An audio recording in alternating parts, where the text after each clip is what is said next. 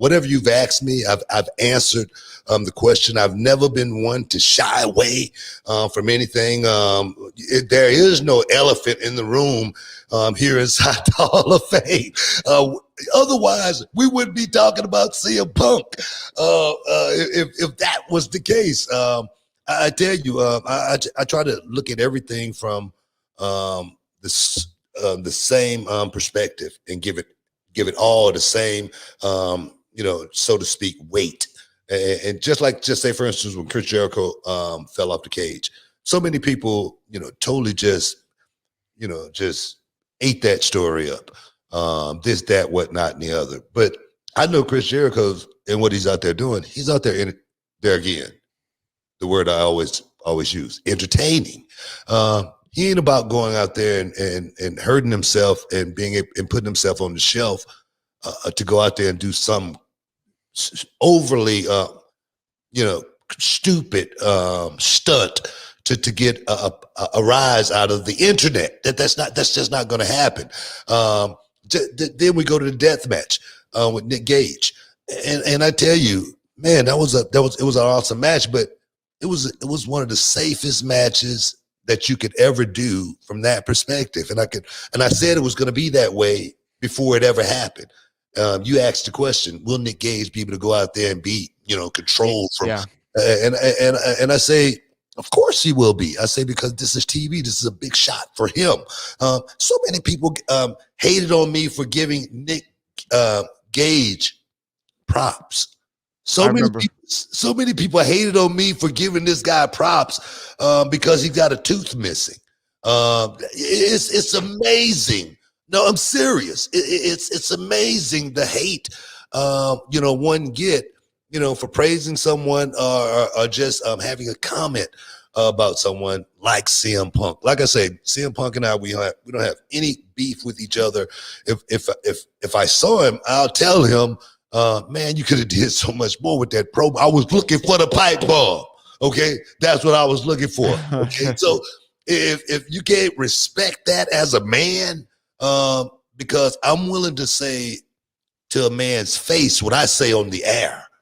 Okay, when I see him in public, because I'm not going to belittle a man on the air because I'm a man and I know how I would feel. But if you got some constructive criticism about Booker T, and I hear it and it go in the right ear, and I go, man, he might be right, but I'm not going to hate on the guy or anything like that. That's just my point.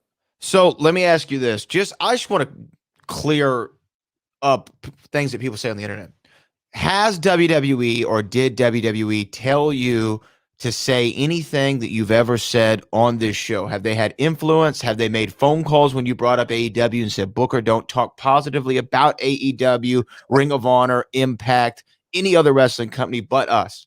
I represent the wrestling world. I've been in this thing over 30 years now, and I have a bunch of young guys out there right now that's, making it in ROH, getting tryouts in AEW, getting, signed in WWE.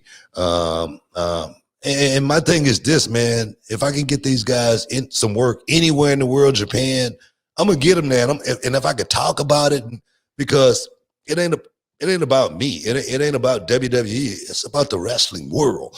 It's about these young guys being able to have somewhere to work. And WWE cannot supply every wrestler out there trying to get a job. That's just not going to be able to happen. So the more places out there to work, the better off the wrestling world is going to be, as far as I'm concerned. WWE is always going to make their money. That's going to be there. But as far as the company telling me to do anything, no. That has never happened. They do call me sometime to get people on the show, and that's about it. And so does AEW. And so does AEW. Yeah. I just, the thing that I guess frustrates me sometimes is, the audience on social media, not our audience. By the way, Hall of Fame's audience is the best audience in all of wrestling, radio, or podcasting. We have some of the greatest listeners that are always here every single week. But that was you. I was like, wait, is this in my head? Is this in my head? But that time. you did get me. I think that we have the greatest audience. I do get frustrated when people say, "Oh, Booker's a shill. He's a company man. He doesn't say what's real. He bites his tongue." Because I've known you for too long, and sometimes you say things to where I'm thinking, "Oh, Book, calm down. Don't say it. Don't get there." But one thing I know that you're not, and this is the really one thing I want to address. One thing that I know you're not is a hater. You've never been a hater. You've always said if somebody's out there getting money, great for them. If someone's out there living their life, great for them. I don't have anything to do with it. Do I think that you hated on CM Punk, the person? No. Do I think that you made a comment that you didn't love the promo? Yeah. Could the promo have been better? Absolutely. I will stick by what I said, though, of I think the moment overall was bigger than the promo. But here's the difference, and this is what the chat needs to understand, and people on the internet. I look at things as the fan of wrestling. You look at things as the expert of wrestling. There's a difference there. You see things with different eyes than I do, right? I see, man, what a crazy moment. This was awesome, right? You say, man, it was awesome, but it could have been better. I see where it could have been better, right? And that's coming from you as a teacher. You've taught for 16, 17 years at professional wrestling school. That comes from you being a teacher.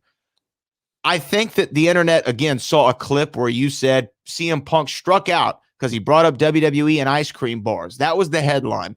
And that was such an inaccurate representation of your thoughts as a whole.